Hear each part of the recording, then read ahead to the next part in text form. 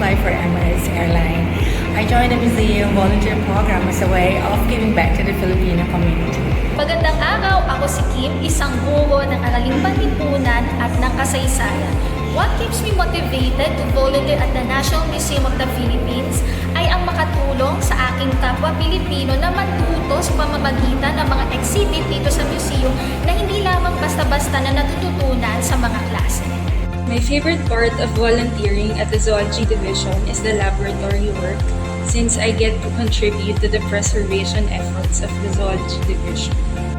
So hello, ako pala si Arlan Ramos, isang volunteer sa Maritime Underwater Cultural Heritage Division ng National Museum. So, what keeps me motivated? Gusto kong maging part ng MUCHD as well as lumawak ang aking kaalaman patungkol sa ating underwater and maritime resources.